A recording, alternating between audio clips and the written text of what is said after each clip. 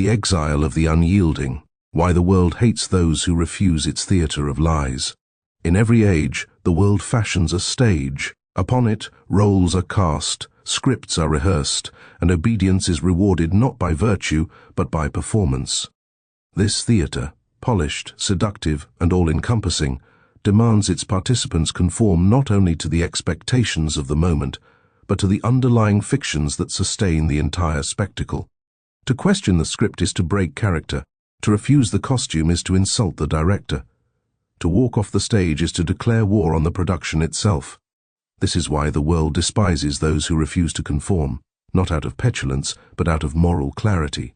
They are not merely non-compliant, they are threats. The dissenting soul reveals the unreality of the entire play by simply refusing to act in it, and that, to a world built on illusion, is unforgivable. The lie as foundation. Civilizations, institutions, and economies often rest not on absolute truth, but on useful fiction, what Nietzsche called necessary lies. These may be political myths, economic narratives, religious facades, or social contracts that quietly mutate into self-preserving hierarchies. Over time, these structures develop internal incentives for compliance. Participate in the farce, and you may gain comfort, status, or security. Reject it, and you will be marginalized, mocked, or destroyed. In such systems, the carrot and the stick are not merely mechanisms of control, they are semiotic devices. The reward signals belonging. The punishment communicates exile. The theatre does not tolerate silence from its audience or improvisation from its cast. Dissent is seen as disruption, not dialogue. Exposure of the lie is worse than the lie itself. The stage of spectacle, modern life is increasingly mediated by image, curated persona, and performative allegiance. Social media, institutional orthodoxy, and cultural gatekeeping coalesce into a unified demand: perform or be erased. The actor who questions the script is labeled difficult. The employee who resists the mission statement is deemed insubordinate. The citizen who questions the narrative becomes a threat to democracy, even if they are, in fact, its last defender. This is not governance. It is dramaturgy masquerading as politics. Not ethics, but optics. Not dialogue, but branding. Every sphere, academic, corporate, political, religious, becomes a stage on which appearances matter more than substance. The result is a spiritually barren empire of simulation, in which sincerity itself becomes subversive, the cost of refusing the role. Those who refuse to perform according to the script of power are cast as mad, dangerous, or heretical. Their moral witness is reinterpreted as arrogance, their truth as aggression, their solitude as failure. They are accused not for crimes of action, but for crimes of being too clear-eyed, too unmanageable, too unwilling to participate in the lie. This is the fate of whistleblowers, prophets, truth-tellers, and unbribable men. Their punishment is rarely dramatic martyrdom. More often, it is slow erasure, being passed over, ridiculed, defunded, unfriended, disinvited, or algorithmically disappeared. The system does not need to kill such people, it only needs to ensure that their voice does not disturb the applause. Yet, ironically, it is these outcasts who bear witness to reality. They remind the world, however faintly, that freedom begins where performance ends, that a life lived in truth, however costly, is worth more than 1,000 roles flawlessly played in a theatre of lies. The empire of applause, the globalized system, the geopolitical machinery, the technocratic order, the ideological monoculture, runs on compliance dressed as conviction. But this unity is as thin as the applause it demands. Its gods are dopamine, data, and control. It has no room for the sacred, no patience for ambiguity, and no tolerance for the unstageable soul. In such an empire, the one who steps out of line reveals not just their own freedom, but the bondage of others. This is why they are hated. Not because they have wronged others, but because their very existence makes visible the fact that others have wronged themselves by playing along. To love truth in such a world is to live in exile. To love people more than their approval is to be perpetually misunderstood. To live without mask or motive is to invite scorn from those who cannot bear a mirror. The calling beyond the curtain. Those who refuse the world's theatre are not nihilists or rebels without cause. They are, in the deepest sense, realists of the soul. They believe that truth exists, that integrity matters, and that justice is not a performance but a calling. Their lives do not shout for attention, but they quietly disturb the unreality of the age. They live in tension, not because they are antisocial, but because they are post-simulacral. Their moral compass is not calibrated by audience applause, but by something older, deeper, unbought. They are pilgrims in an empire of actors. And though they are hated, sidelined, and often alone, their very presence reminds the world that a kingdom exists beyond the curtain. It is not the world's love they seek, it is its awakening. And for that reason, the world will never forgive them, at least not until the play ends. The dark box. The world hates those who refuse to enter the box because the box is not merely a construct, it is a confession. It is the self-made prison of those who, having once glimpsed the vastness of truth, found it too costly, too disruptive, too demanding. So they shrank from it, built walls around themselves, and renamed their retreat reality. And now, having sealed themselves in, they resent anyone who refuses to call the cell freedom. The box, whether ideological, institutional, psychological, or spiritual, is where the world hides from the unbearable light of what it knows but will not face. It is constructed not with reason, but with fear disguised as wisdom, and maintained not through truth, but through mutual reinforcement. Everyone in the box must believe the walls are necessary. Everyone outside the box must be seen as dangerous. The one who refuses to enter is not just different, he is offensive. His mere existence exposes the voluntary nature of the prison. He is a living accusation, not because he condemns with words, but because he lives in a freedom others gave up. And that is intolerable. Those who have normalized their own surrender cannot bear the presence of someone who hasn't. To refuse the box is to unsettle the arrangement by which others maintain equilibrium, the academic who clings to credentials rather than wisdom, the preacher who preaches loyalty rather than truth, the bureaucrat who mistakes inertia for order, the consumer who pretends indulgence is meaning. All of them need the game to go on, and the nonconformist, the unboxed, brings the whole charade into question.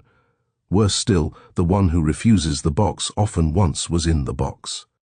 And that's what makes them lethal. They understand the architecture of the trap, the psychology of compliance, the bait of the narrative. They carry inside them the memory of escape, and that memory cannot be forgiven. It is seen as betrayal, not enlightenment. There is no hatred more intense than that of those who have caged themselves toward those who choose not to. It is the hatred of those who see that the bars were always imaginary. It is the rage of the self subjugated toward the free. Thus the world hates the unboxed, because their very presence reopens the questions the world has sealed shut. Questions like, what is real? What is good? Who am I really without the labels, without the loyalties, without the approval of the crowd? To reject the box is to reject the entire economy of borrowed identity. It is to say, I do not need your performance, your credentials, your validation, your carefully constructed orthodoxy of despair. It is to live dangerously, as though the soul were sovereign, as though the truth were alive, as though freedom required nothing from permission. And this is why the world, which honors inclusion in its systems above integrity in the soul, must exile the unboxed. It will call them arrogant, divisive, extreme, or unstable, not because they are, but because these are the only terms the boxed world has left to defend itself. It cannot refute what it has forgotten how to understand. It cannot abide what it no longer has the courage to become. To live outside the box is not a posture of rebellion. It is a calling to reality, and in a world addicted to illusion, reality is not merely rejected, it is hated, because if one person can live freely, then so could everyone else, and that would bring the whole world of boxes down, burning the gaslighters with their own flames. The boxed world, with its theater of illusions and mutual self-deception, is sustained by an army of gaslighters who believe themselves guardians of order, curators of the narrative, enforcers of consensus. They see themselves as gatekeepers of sanity and reality, but what they fail to grasp, fatally, is that they are setting themselves ablaze in the process. They confuse manipulation with mastery. They think control over perception is control over truth. But truth is not clay, it is fire, and it does not suffer distortion without consequence. The gaslighter is not some strategic genius operating from a place of transcendent cunning. He is, more often than not, a tragically common fool, one who mistook the box for a citadel and now burns incense to his own delusion. In attempting to gaslight the unboxed, to call them mad, rebellious, unstable, dangerous, he reveals not their fragility, but his own. His accusations are not insight, they are deflection. His tactics are not defense, but confession. Every lie he hurls outward is one he first tells himself. He must believe the defector is insane, because if he is not, then the entire system is. But the gaslighter's desperation betrays him. His logic collapses under the weight of its own inversions. When he insists that the one who sees the world clearly is blind, or that the one who lives freely is dangerous, or that the one who speaks plainly is violent, he is no longer defending reality, he is attacking it. And in attacking reality, he corrodes his own anchor to it. He is not winning the war of perception. He is sawing off the very limb he sits upon.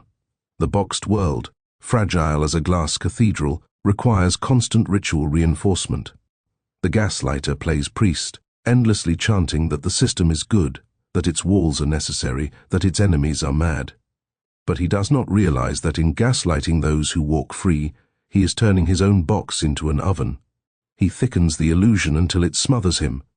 He cannot breathe truth anymore without choking on it. And this is the deepest irony. The gaslighter thinks he is setting fire to dissent, when in truth he is lighting a fuse beneath his own foundations. He believes the unboxed are a threat to the world he maintains, but it is his own unreality, his staged loyalties, his inverted definitions, his desperate need for universal conformity that ignites collapse. He tries to burn the free by branding them as deviant, but it is not the free who catch fire, it is he, because truth, though it may be hidden, cannot be destroyed. It accumulates pressure beneath every falsehood, and when it erupts, it does not seek vengeance, it simply reasserts reality. In that moment, the gaslighter is left with nothing. His performances have no audience, his authority has no gravity, his box has no walls, and worst of all, he has no self left untouched by the flame, because to lie for long enough, especially to oneself, is not merely to risk error, it is to slowly disintegrate the soul. The unboxed are hated not because they are dangerous, but because they are reminders. They remind the world that the box was always chosen, that the gaslight was always self-lit, that the stage was never a necessity, it was a defense mechanism against freedom, and the gaslighter, in his proud and pitiful fire dance, was never the playwright. He was the first to forget the script was fiction, and now he burns. They hate them because nothing threatens an empire of puppets more than the one who cuts their own strings. The unboxed, the unbribed, the unplayed, these are the ones who walk through the theatre without bowing, who speak in tones that do not match the script, who wear no mask and refuse the choreography. Their very presence renders the performance absurd.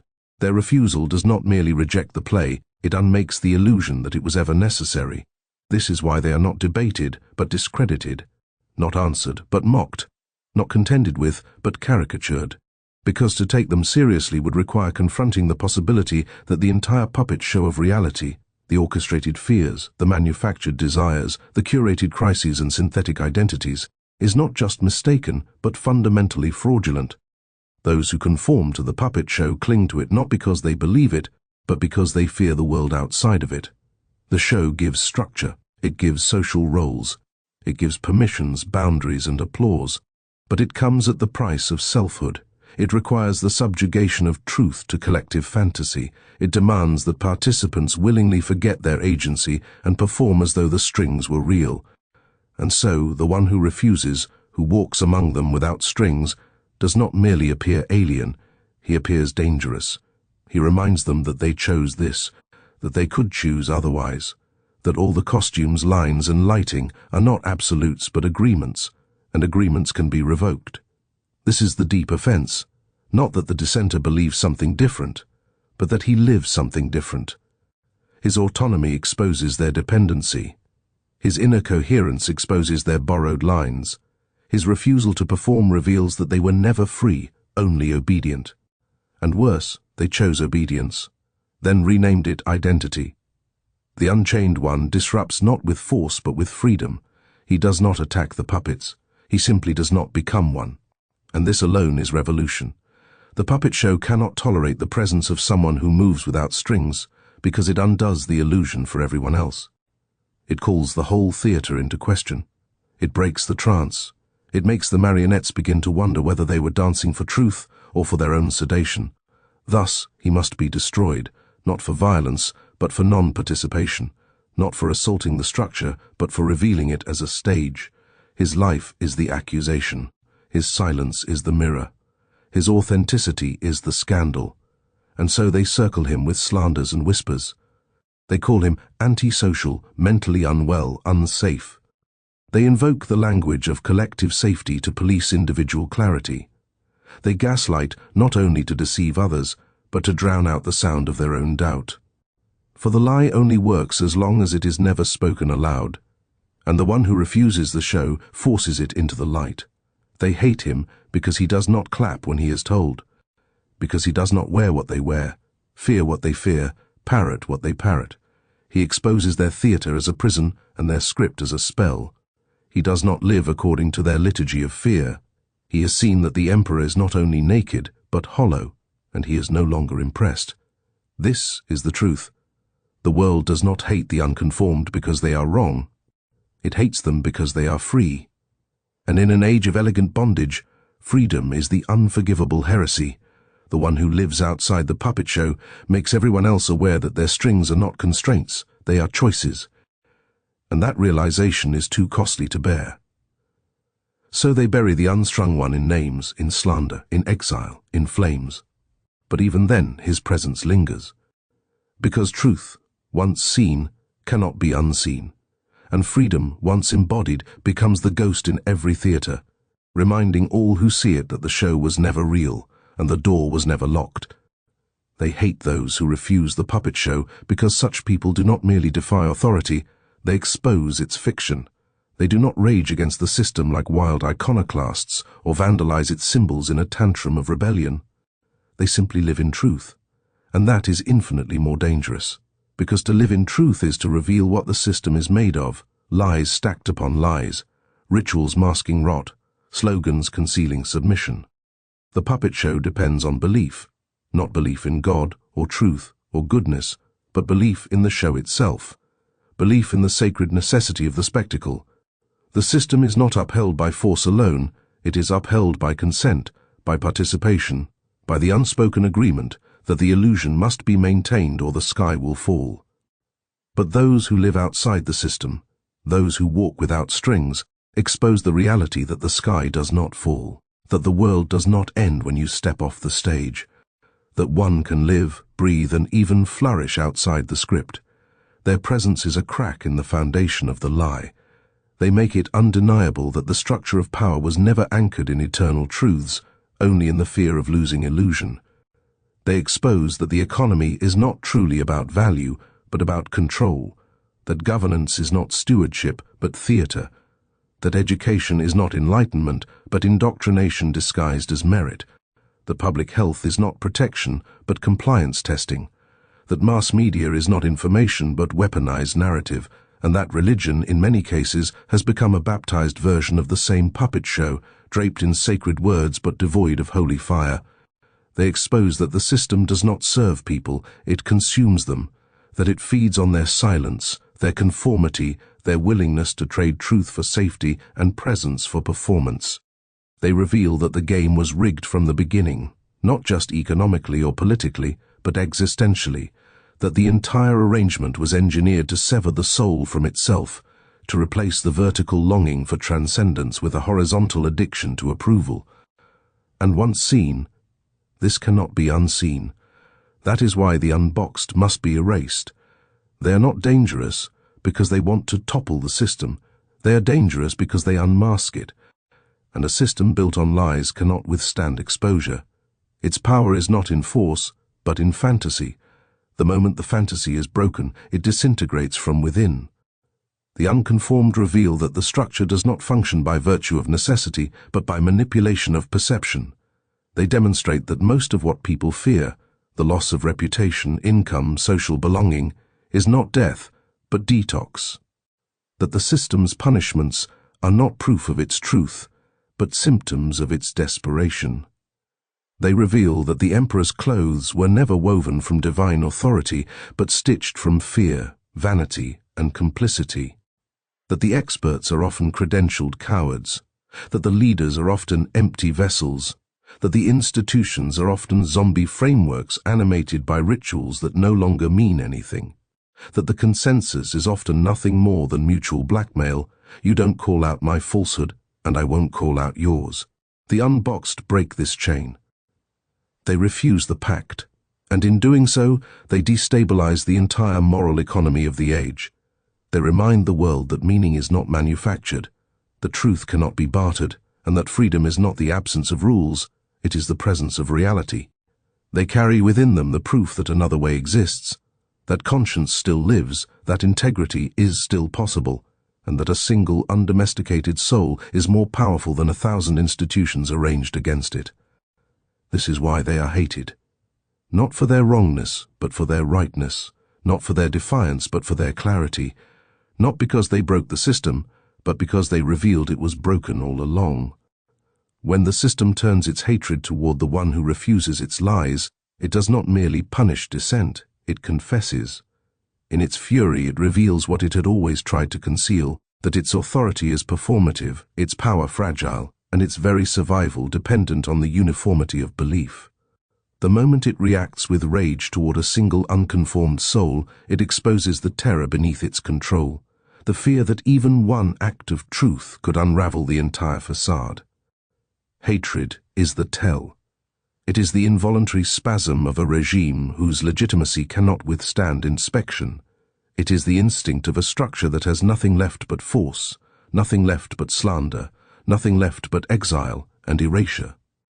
And the more frantically it lashes out, the more clearly it exposes the reality that it is not the one outside the system who is a threat, but the system itself that is illegitimate. The moment the unboxed is hated, the masks slip. The so-called neutral institutions suddenly lose their composure, the tolerant show their fangs, the compassionate reveal their quotas, the reasonable abandon reason, the open-minded begin excommunicating. What once pretended to be impartial becomes punitive, what claimed to be protective becomes predatory, what held itself out as a refuge reveals its nature as a trap. This is how the system betrays itself, by its disproportionate response to the free. It cannot simply ignore the one who lives in truth. It must break them, discredit them, mock them, gaslight them, cancel them, financially strangle them, psychologically isolate them. And when that fails, when the soul remains unbent, it must scapegoat them so that the system can maintain the illusion of virtue. But in doing so, it exposes its own violence, its own insecurity, its own dependence on managed appearances. In attempting to destroy the person who exposes its lies, it inadvertently reveals that it never had truth on its side at all. If it did, it would not need coercion. It would not need performance. It would not need the applause of proxies and the silence of cowards. And the proxies, those people and institutions used by the system to carry out its attacks, unwittingly reveal their own bondage in the process. They do not realize they are being used. They believe themselves defenders of order, guardians of progress, protectors of public health, or democratic norms, or theological orthodoxy, or civil discourse. But in their obedient hatred, when they echo slogans without thinking, when they denounce without evidence, when they cheer as someone is unpersoned or digitally lynched, they show the depth of their indoctrination. They are not fighting evil, they are outsourcing their moral agency to an algorithm of fear. These proxies, in trying to prove the virtue of the system, instead dramatize its sickness. They reveal how thoroughly their minds have been colonized, how desperately they fear standing alone, how hollow their ethics become when pressed by conflict. They become living proof that the system does not create free people, it manufactures compliant performers who mistake consensus for righteousness. In hating the one who sees clearly, they show that they no longer can. In mocking the one who speaks freely, they show that they are no longer allowed.